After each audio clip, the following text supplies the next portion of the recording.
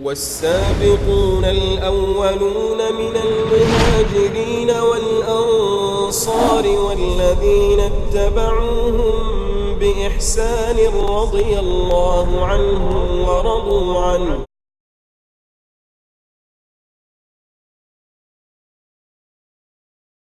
بسم الله الرحمن الرحيم.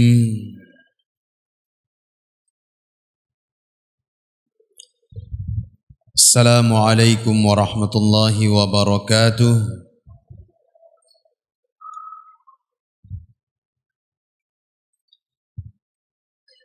الحمد لله والصلاة والسلام على رسول الله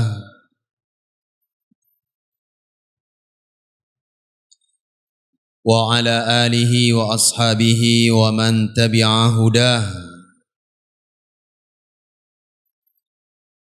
أشهد أن لا إله إلا الله وحده لا شريك له وأشهد أن محمدا عبده ورسوله صلى الله عليه وعلى آله وصحبه وسلم تسليما كثيرا. أما بعد. Hadirin kaum muslimin dan muslimat jamaah salat maghrib yang dimuliakan oleh Allah. Alhamdulillah, kembali Allah subhanahu wa ta'ala pertemukan kita di majelis yang berbarokah ini, insyaallah di dalam salah satu dari rumah-rumah Allah tabaraka wa ta'ala.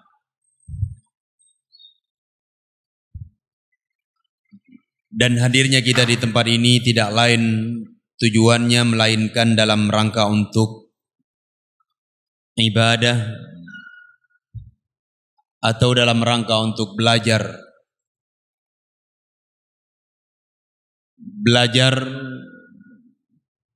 perkara yang paling wajib atas setiap muslim, yaitu berkaitan dengan tauhid,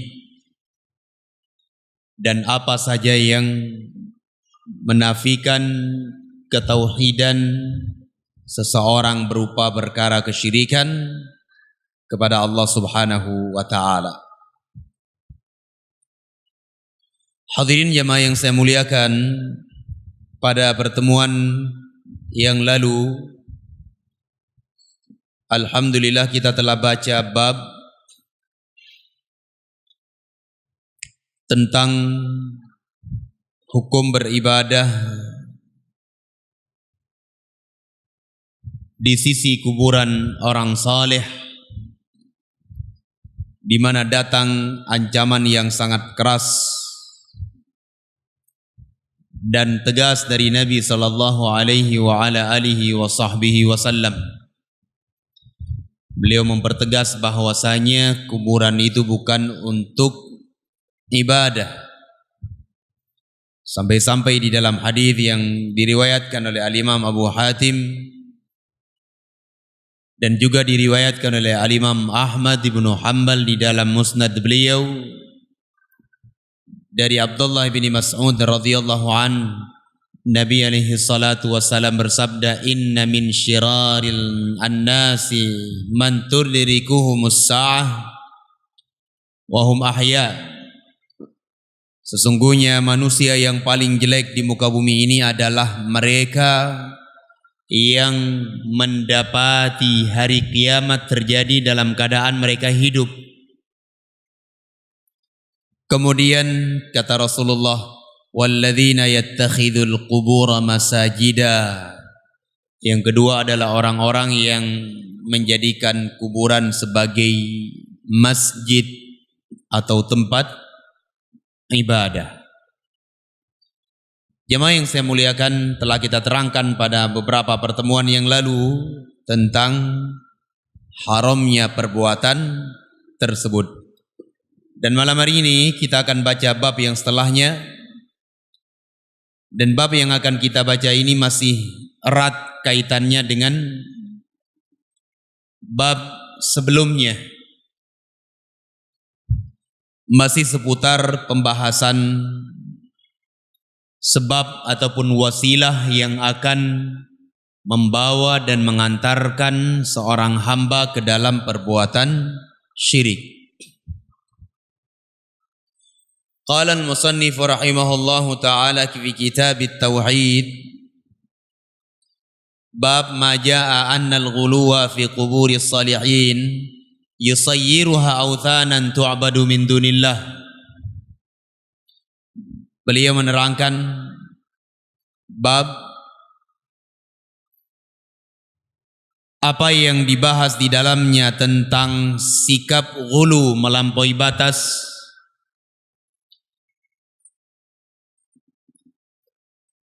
terhadap kuburan orang-orang saleh.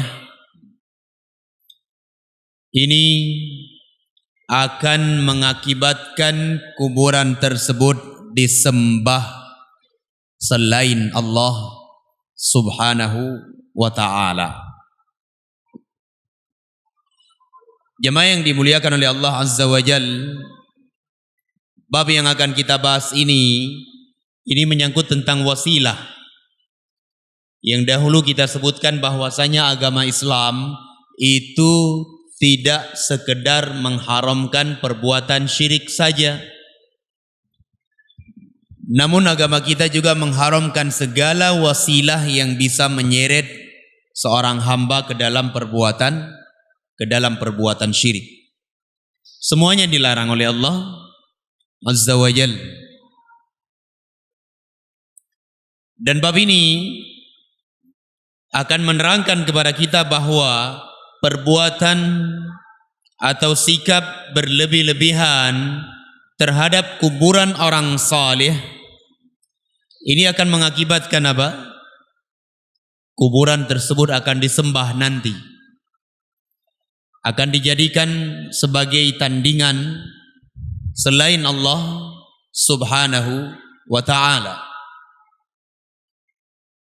Dan bab ini kata para ulama termasuk dari pembahasan yang penting untuk kita pelajari, di mana dalil-dalil yang disebutkan di dalamnya nanti akan menjadi bukti, akan menjadi penerangan bagi kita bahwa ternyata sikap melampaui batas itu memang berbahaya. Sikap melampaui batas terhadap kuburan orang-orang soleh itu berbahaya. Makanya di dalam Islam kita ini diperintahkan untuk meletakkan sesuatu itu pada porsinya, pada kedudukannya, tidak berlebih-lebihan dan tidak pula bermudah-mudahan. Kalau kita berlebih-lebihan di dalam menyikapi orang saleh, maka ini akan terjatuh ke dalam perbuatan apa? Syirik. Dan sikap bermudah-mudahan itu juga akan menjerumuskan seseorang ke dalam penyimpangan demi penyimpangan. Hadirin yang dimuliakan oleh Allah Azza wa Jalla, saya awali sebuah hadis yang diriwayatkan oleh Al-Imam Malik rahimahullahu ta'ala di dalam Al-Muwatta',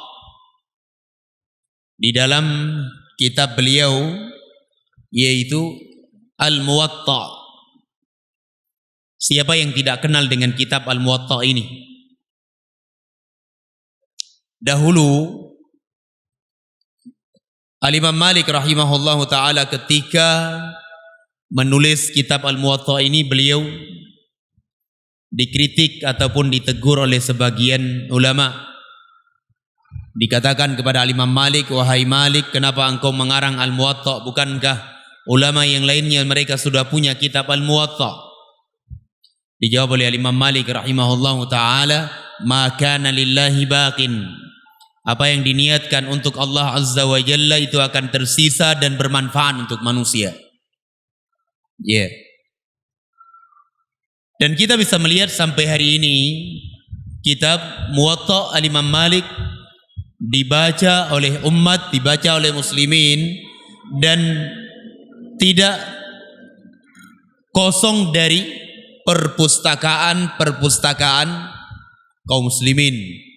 ada kitab Al-Muwatta karya Al-Imam Malik Ibnu Anas Ibni Malik Ibni Abi Amir Al-Asbahi rahimahullahu ta'ala.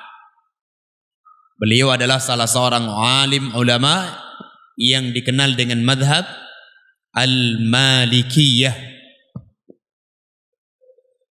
Qala anna Rasulullah sallallahu alaihi wasallam qala, bahwasanya Rasulullah sallallahu alaihi wasallam bersabda, Allahumma la taj'al qabri wathanan yu'bad,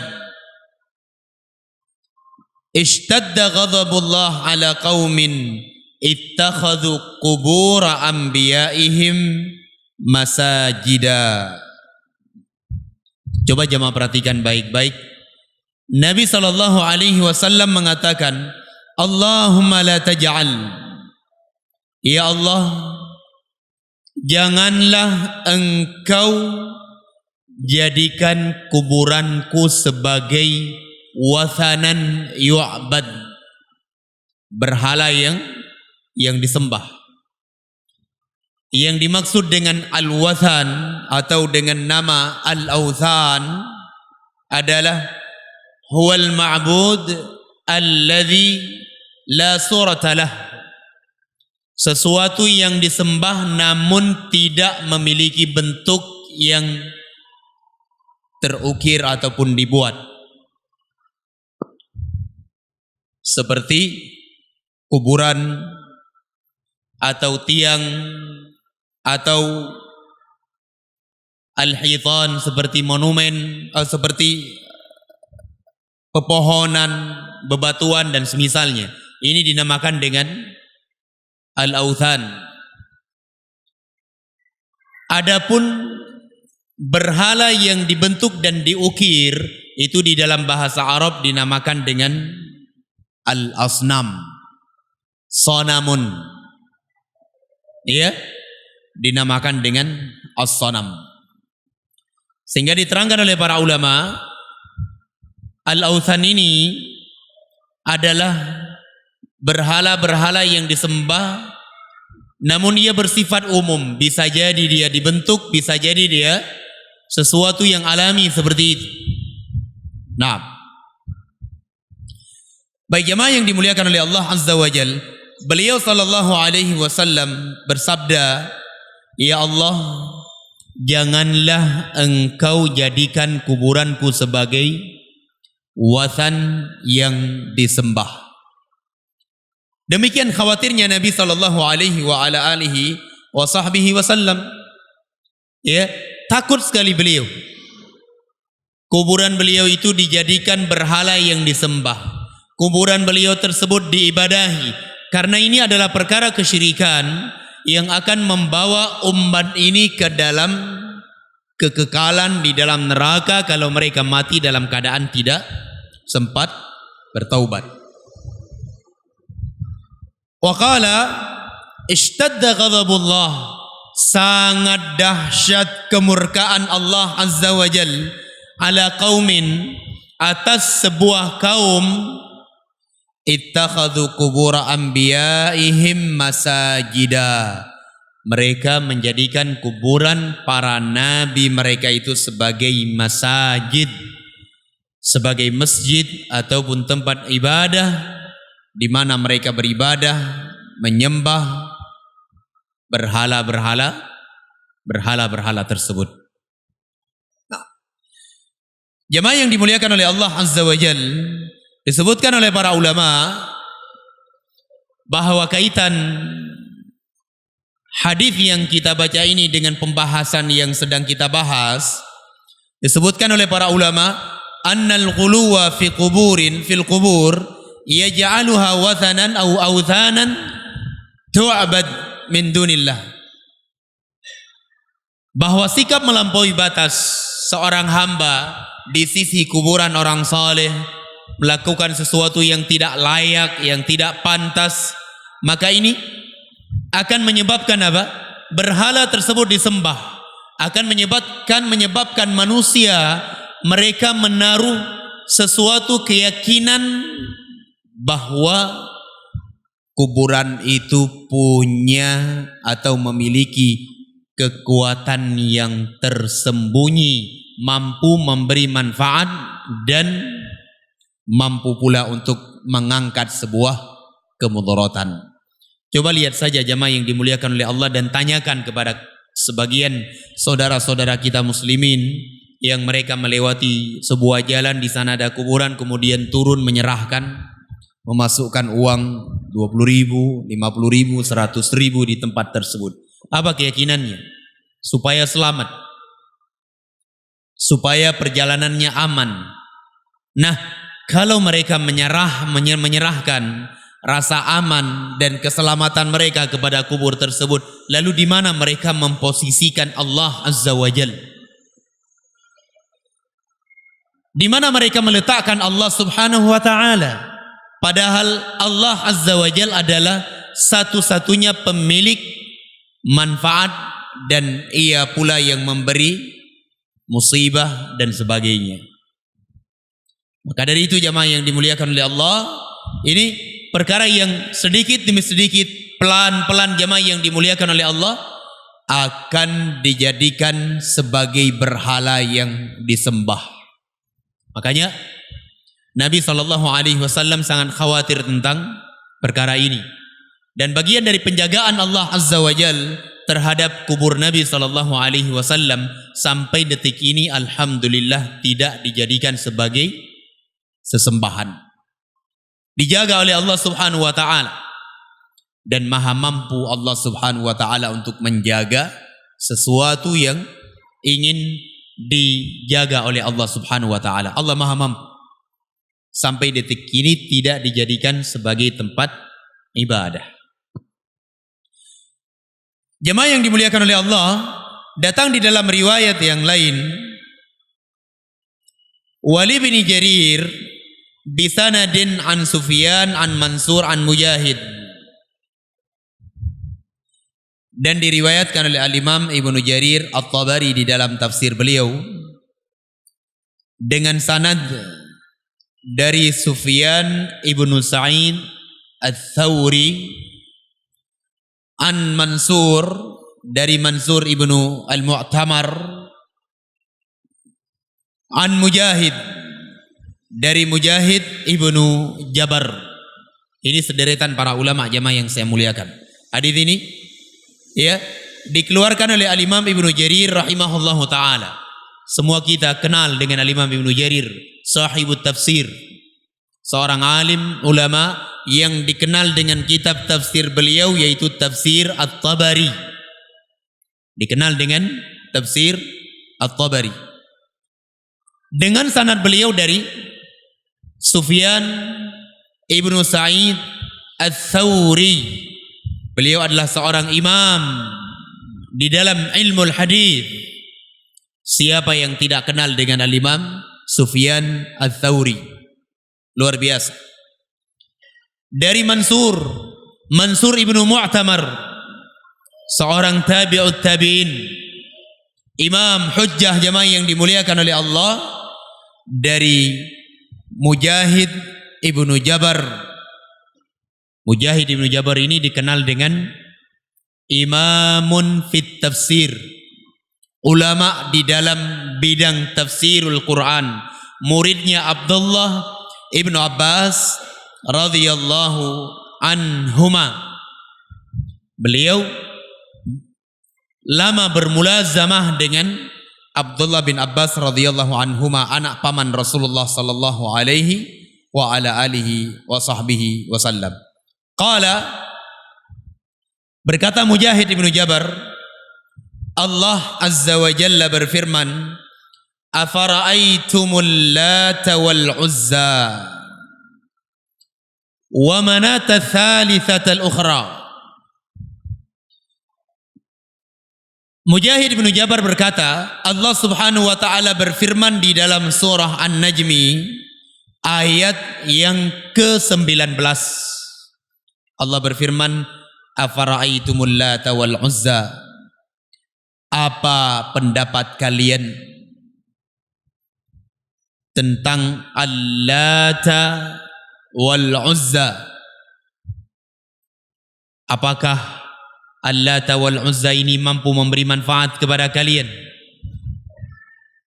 Ini merupakan sebuah pertanyaan berbentuk pengingkaran dari Allah Azza wa Jal kepada kaum musyrikin, di mana mereka tidak pernah meyakini bahwa Al-Lata al-Uzza ini mampu memberi manfaat kepada mereka. Mereka enggak pernah meyakini itu. Sehingga Allah tanya kepada mereka, apa pendapat kalian tentang Al-Lata al-Uzza ini yang kalian sembah setiap harinya? Nah, sebuah pertanyaan dalam bentuk pengingkaran.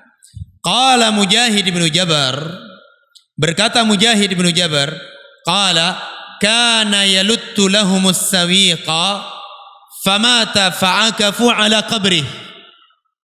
Al-Lata ini jamaah yang dimuliakan oleh Allah, dahulu beliau adalah seorang laki-laki saleh yang selalu membuat adonan roti ataupun kue, ya, kemudian diberikan untuk jamaah haji yang datang ke Mekah.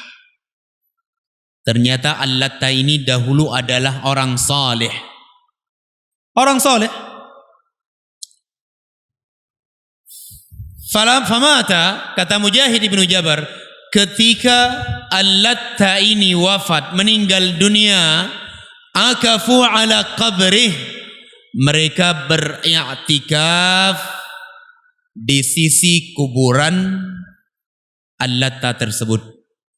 Awalnya seperti itu, iktikaf, ibadahnya kepada Allah Azza wa Jal di sisi kuburan. Namun datang hari demi hari, berganti hari, berganti pekan, berganti bulan, tahun demi tahun, sampai Al-Lata tersebut diibadahi dan sampai dibuat monumen, dibuat patung berbentuk Al-Lata kemudian disembah selain Allah Subhanahu wa ta'ala. Nah, ini jauh-jauh sudah diingatkan oleh Nabi sallallahu alaihi wasallam, kalian jangan lakukan seperti itu. Ya, jangan kalian lakukan hal-hal tersebut karena ini adalah wasilah.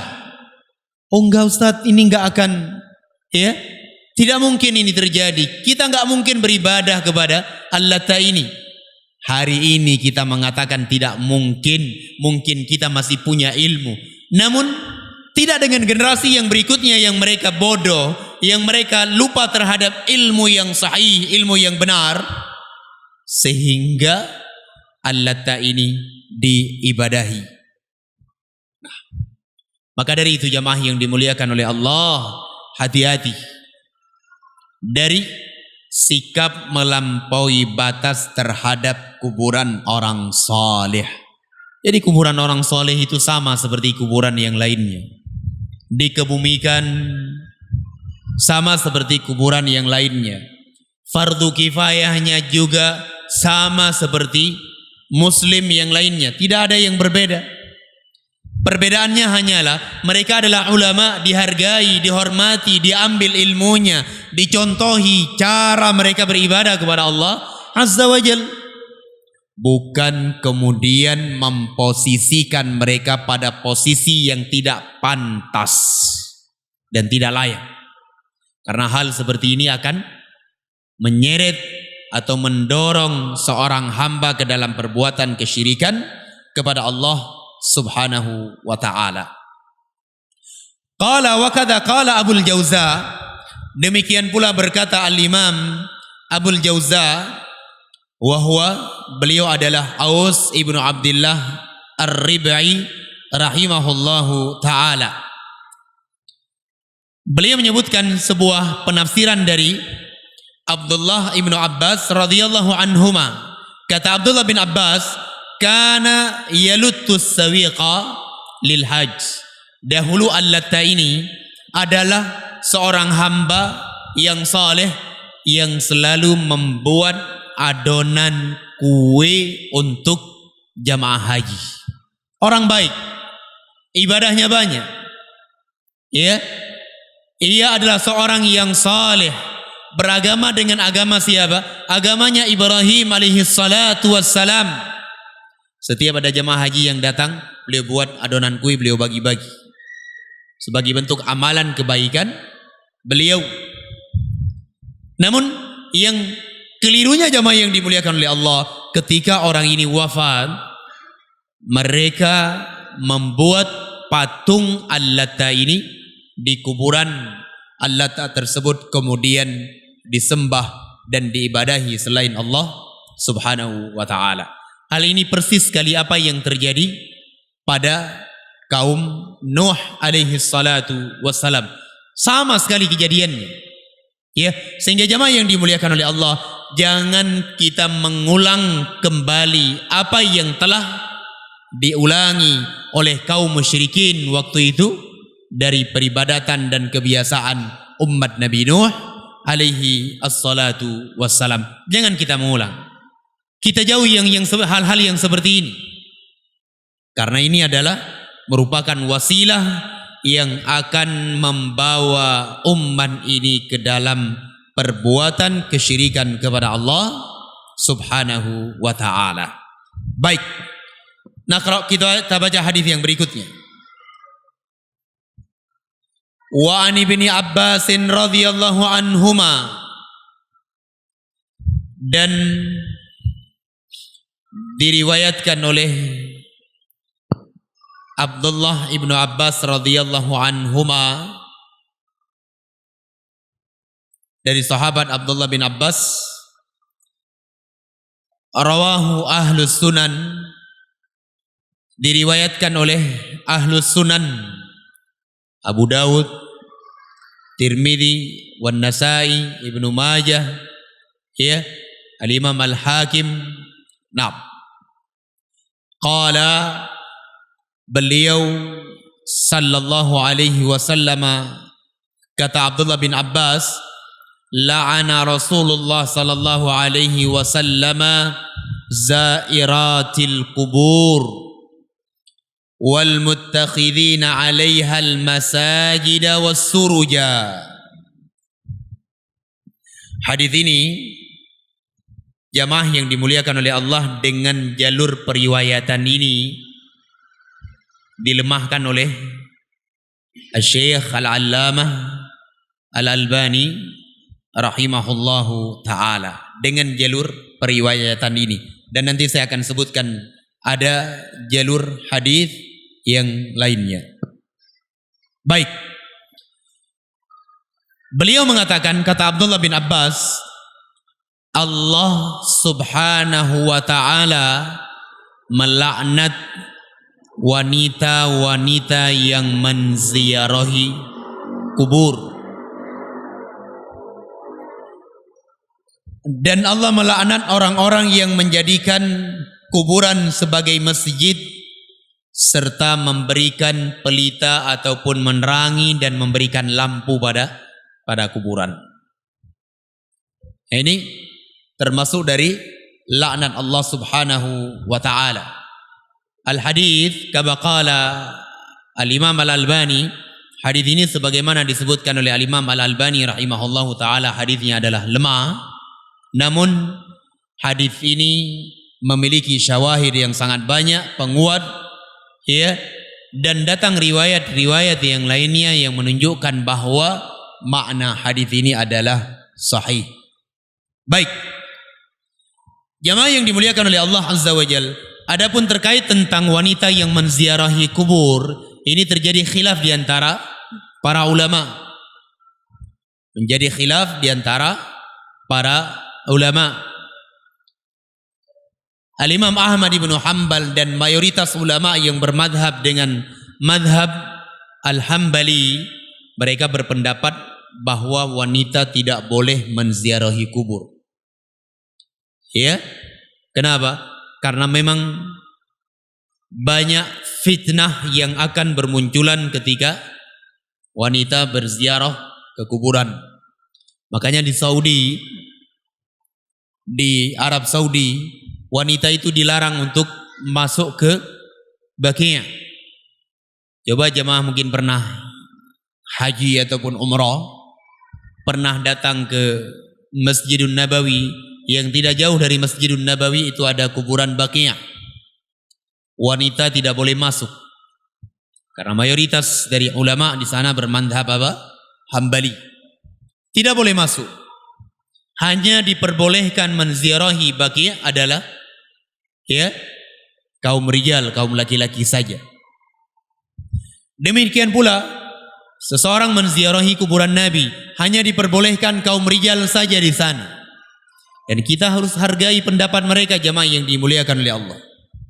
Nah, baik jamaah yang dimuliakan oleh Allah Azza wa Jalla, datang riwayat yang lainnya, dan riwayat ini adalah riwayat yang sahih diterangkan oleh para ulama dengan lafaz la'anallah zawarat al-qubur. Allah Azza wa Jalla melaknat wanita-wanita yang sering sekali menziarahi kubur. Ada lafaz yang berbeda. Kenapa demikian? Karena fitnah yang bermunculan. Coba lihat hari ini ketika wanita menziarahi kubur, apalagi di 2 hari raya. Padahal menziarahi kubur itu enggak dikhususkan di 2 hari raya, jemaah yang dimuliakan oleh Allah. Tidak dikhususkan pada 2 hari raya saja, tidak. Itu perkara yang baru di dalam Islam. Tidak mesti di 2 hari raya. Kapan saja kita menziarahi kubur, silahkan ziarahi kubur, karena itu adalah bagian dari sunnah-sunnah Nabi SAW. Kata Rasulullah di dalam hadis beliau, kuntu nahaitukum an ziyaratil kubur fazuruha. Dahulu aku melarang kalian dari menziarahi kubur, namun sekarang ziarahilah oleh kalian. Disebutkan oleh Al-Imam Ibnu Rajab Al-Hambali rahimahullahu ta'ala, kenapa dahulu sahabat dilarang oleh Nabi menziarahi kubur? Dijawab oleh Ibnu Rajab Al-Hambali, dikarenakan waktu itu para sahabat baru saja masuk ke dalam Islam. Dikhawatirkan oleh Nabi kebiasaan mereka di zaman al-jahiliyah itu terulang dan terbawa ketika mereka menziarahi kubur. Takut dan khawatir Rasulullah. Ditunggu oleh Nabi SAW sampai tauhid mereka itu matang, kuat, kokoh, ya. Baru Rasulullah SAW memperbolehkan, mempersilahkan mereka menziarahi kubur. Lalu kata Rasulullah, fa innaha tudzakkirukum al-akhirah. Karena menziarahi kubur tersebut akan mengingatkan kalian tentang al-akhirah. Demikian jemaah yang dimuliakan oleh Allah. Jadi tidak benar kita ini melarang ziarah kubur secara mutlak, tidak. Kita tidak pernah melarang ziarah kubur secara mutlak. Ya, bahkan ziarah kubur itu bagian dari sunnah Nabi sallallahu alaihi wasallam. Namun ketika seseorang berziarah kubur, itu ada adab-adab yang harus diperhatikan. Harus ada adab-adab yang diperhatikan. Datang masuk ke dalamnya, mengucapkan salam kepada penghuni kubur.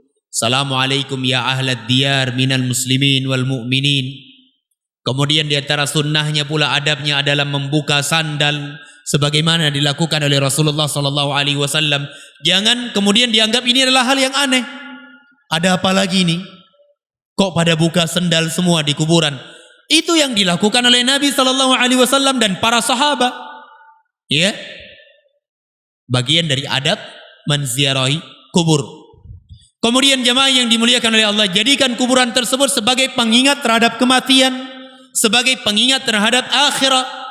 Jangan kemudian kita melakukan perbuatan melampaui batas di kuburan-kuburan tersebut.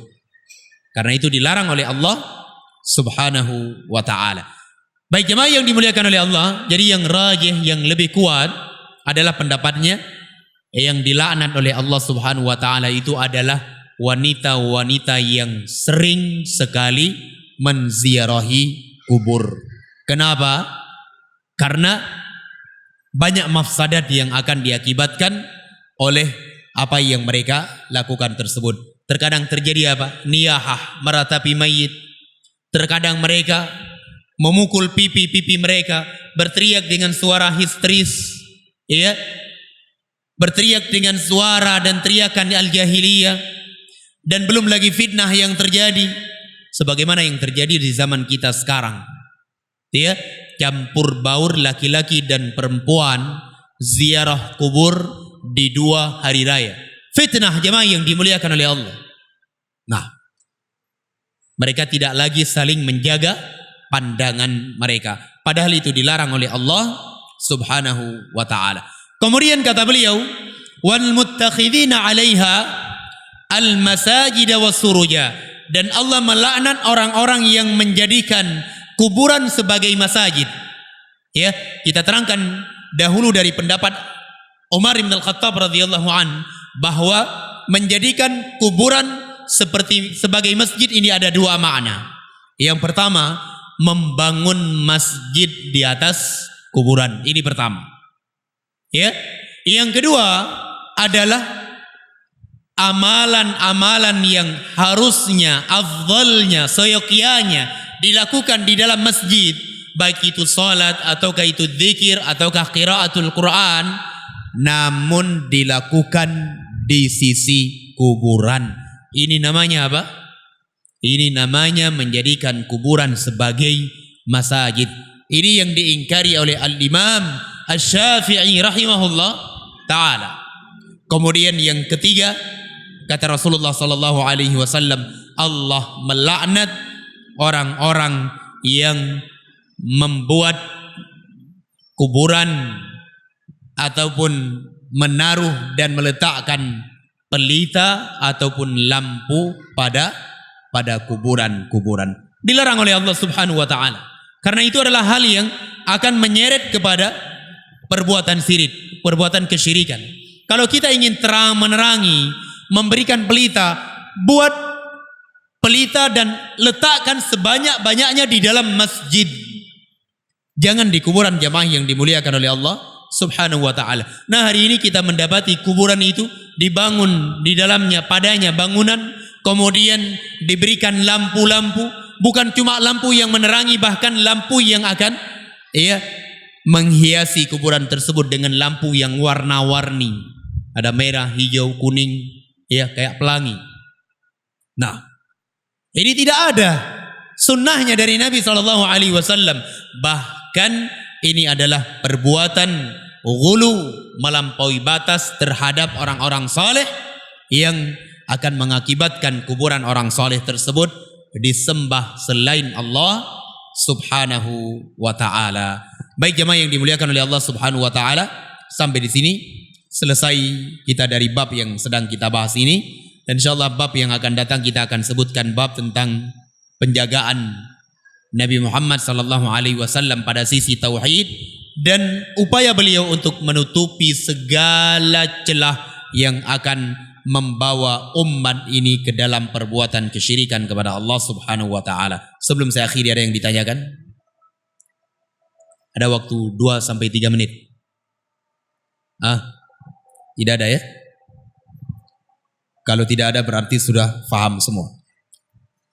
Fa naktafi bihadza, hada wallahu alam. Semoga bermanfaat dan berfaedah untuk kita semuanya. Aqulu qawli hadza subhanakallahumma wa bihamdik asyhadu an la ilaha illa ant astaghfiruka wa atubu ilaik. Wa sallallahu ala nabiyyina Muhammad wa ala alihi wa ashabi ajmain walhamdulillahi rabbil alamin. Assalamualaikum warahmatullahi wabarakatuh.